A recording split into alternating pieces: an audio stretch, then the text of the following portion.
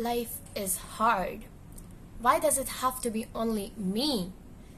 It is becoming hard to breathe. It is becoming hard to struggle. My thoughts and worries are entangling me. To all those who are listening to me, either want to get rid of this life or want to get rid of this constant pain we feel. But in my view, the better among all of you is the one who wants to keep motivated, who wants to feel life at its best, who wants to endure the pain. One day, I do think that I might give up and finish it all and just hang myself up. But you see, escaping has no solution. Escaping, even if you want to escape, it makes the things more worse. When you decide on escaping, you give up the hopes of getting up again.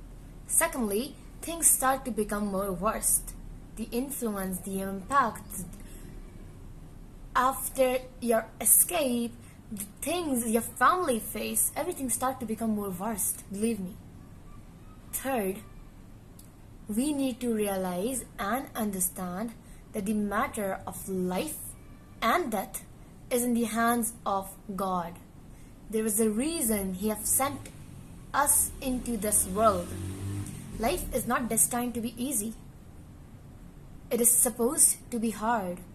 Life is supposed to give you lemons. But life is beautiful in its own way. We were told that life is hard. And people started to acknowledge the fact that life is hard, but we stopped believing that life can be beautiful. We stopped believing that life is beautiful in its own way. We started to become gloomy, dark, pessimistic. Optimism was overpowered by pessimism. I am surrounded by many people. And believe me, there is no one who isn't suffering from a mental health problem. Starting from small anxieties to large traumas, they all are suffering. Why? Because they started to accept that life is hard. They started to accept the complexities and difficulties of life, but they stopped admiring life. They stopped admiring the beauties which still exist in life. They started ignoring the positivity which is still around us. What do you say? Negativity became more permanent than positivity. They stopped gratitude, and as a result, they become dark, sad, broken, pessimistic. We need to realize that pain is necessary for our growth. You see a sword? When it is made, it is went through high flames and high temperature, and it is beaten up harshly. Why?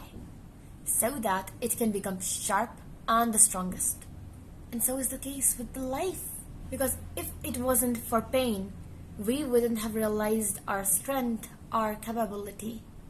We wouldn't have realized that what we can do and why we are actually sent into this world.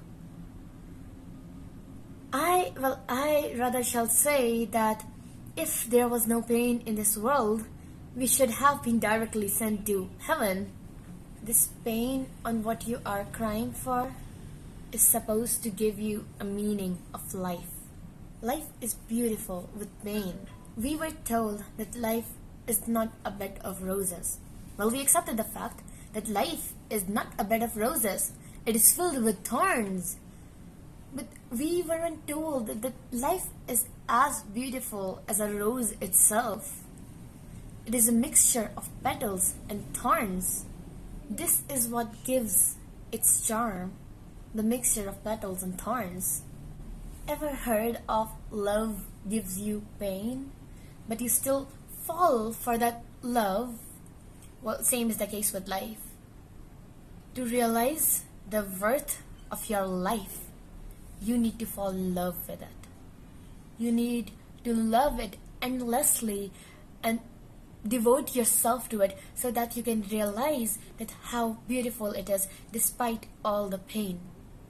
Despite all the struggle, you are here for a reason. endorse the pain. I guess it is better to get out of that zone and accept that life is a mixture of petals and thorns. Every time something bad happens, try to figure out something positive from it. Because every huge change happens for a reason. Every huge change is responsible for a revolution, for a change in you, for a positive change in you. Why not take it that way?